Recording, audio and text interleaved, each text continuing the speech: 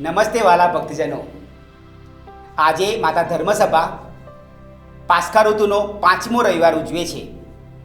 માનવી આજે હાડમારી, ચિંતાઓ, પરિવાર ને તંદુરસ્તીની સમસ્યાઓ તથા પડે પડની અનિશ્ચિતતાઓ વચ્ચે અશાંતિભર્યું જીવન જીવી રહ્યો છે. ઈશ્વર આનાથી અજાણ નથી અને તેથી બાઇબલમાં ઘણીવાર ઈશ્વર આપણને ચિંતા કરવાનું ના કહે છે. આજના શુભ સંદેશમાં ઈસુ એ જ વચન દોહરાવે છે, તમારા અંતરને અસ્વસ્થ થવા દેશો નહીં. જો અંતરને અસ્વસ્થ થવા ન દેવું હોય તો એનો રાજમાર્ગ છે ઈશ્વર ઉપર શ્રદ્ધા. ઈશ્વરને ભરોસે જીવનારને કોઈ ચિંતા સતાવતી નથી. તેણે પોતાની બધી ચિંતા અને ફિકર ઈશ્વરના માથે નાખી દીધી હોય છે. આપણા નિરાશા અને દુઃખના પ્રત્યેક ઉદ્ગાર માટે ઈશ્વરે આપણને આશ્વાસન આપ્યું જ છે. દાખલા તરીકે આપણે જ્યારે કહીએ છીએ એ અશક્ય છે, ત્યારે ઈસુ કહે છે માણસને માટે જે અશક્ય છે તે ઈશ્વરને માટે શક્ય છે. આપણે જ્યારે કહીએ છીએ બસ હવે બહુ થયું, હું થાકી ગયો છું, હું થાકી ગઈ છું, ત્યારે ઈસુ કહે છે ઓ થાકેલાઓ અને ભારથી કચડાયેલાઓ, તમે બધા મારી પાસે આવો, હું તમને આરામ આપીશ. જ્યારે આપણને લાગે છે કે કોઈને મારી પડી નથી, કોઈ મને પ્રેમ નથી કરતું, ત્યારે યાદ રાખીએ ઈશ્વરને જગત ઉપર એટલો તો પ્રેમ હતો કે તેણે પોતાનો એકનો એક પુત્ર આપી દીધો, જેથી જે કોઈ એનામાં શ્રદ્ધા રાખે તે નાશ ન પામે પણ શાશ્વત જીવન પ્રાપ્ત કરે.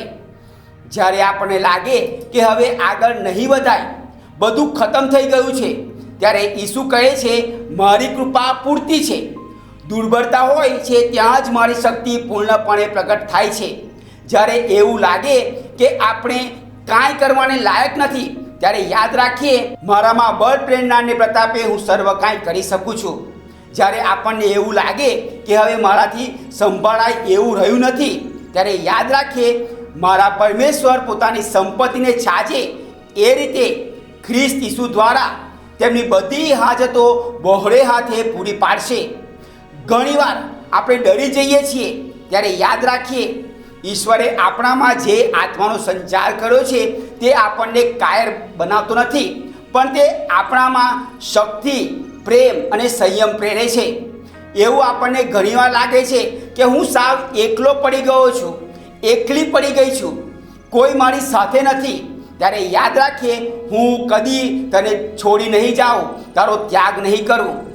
જે ખુદ પોતે રસ્તો, સત્ય અને જીવન છે એવા પ્રભુ ઈસુનો જીવનની પ્રત્યેક સમસ્યામાં આટલો બધો સાથ હોય તો પછી આપણે અસ્વસ્થ બની જઈએ તો એ આપણા વિશ્વાસની ઉણપ જ કહેવાય ને.